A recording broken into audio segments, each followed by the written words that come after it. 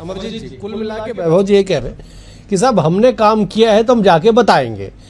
और उन्होंने राहुल गांधी जी का एक उदाहरण दे दिया कि बीजेपी की उपलब्धि कह लीजिए कि आप लोग अपने सर्वोच्च नेता से अब बहुत सहजता से मिल लेते सड़कों पे। ठीक है, देखिए वैभव जी बहुत ईमानदारी से अपनी पार्टी का पक्ष रख रहे हैं और रखना भी चाहिए, और उनको अपनी बात कहने की आजादी है। इस देश में सबको अपनी बात रखने की आजादी, फैसला जनता की अदालत में होता है। मैं अपनी बात रखना चाहूंगा, मैं कटाक्ष नहीं करना चाहता, पर मैं ये कहना चाहता हूं, देखिए आप 12 साल की उपलब्धियां बताइए, निश्चित तौर पे बताइए, लेकिन आप ये बता दीजिए कि जिस देश में कई अंग्रेज आए चले गए, कई मुगल आए चले गए, कभी हिंदू खतरे में नहीं हुआ, पर पिछले 12 साल में अचानक हिंदू खतरे में कैसे आ गया? वो भी जब इस देश का उच्च सेनापति से लेकर प्रधानमंत्री, राष्ट्रपति सारे हिंदू हैं।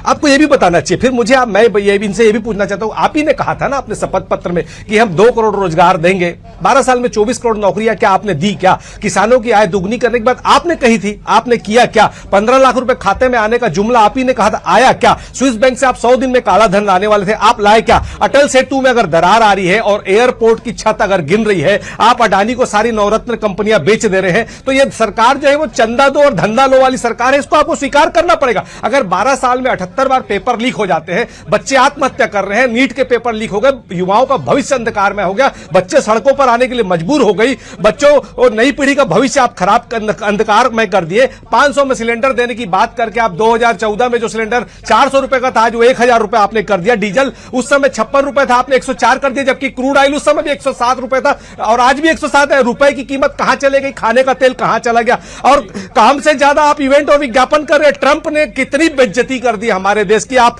पुलवामा, पहलगाम और उरी जैसे शर्मनाक घटना कर हमको, आपको उस पर भी बात करनी है। आप अपनी उपलब्धियां गिनाइए, पर मैं बोलता हूं आप मन की बात में भी मोदी जी अपनी उपलब्धियां गिना सकते थे, और आम पना बताने की रेसिपी बताने के बजाय अगर वो अपने मन की बात में अपनी उपलब्धियां बताते। और मैं तो चैलेंज करता हूं, अगर मोदी जी में जरा भी नैतिक साहस है तो 5 जून को जिस दिन इनका 12 साल हो रहा है, इस दिन एक डिबेट कर ले राहुल गांधी के साथ, या फिर स्वतंत्र प्रेस कॉन्फ्रेंस ले ले और स्वतंत्र पत्रकारों को बुलाकर 12 साल की उपलब्धियों का बखान कर दे। यह प्रोपेगेंडा करने की जरूरत नहीं है। दूध का दूध, पानी का पानी हो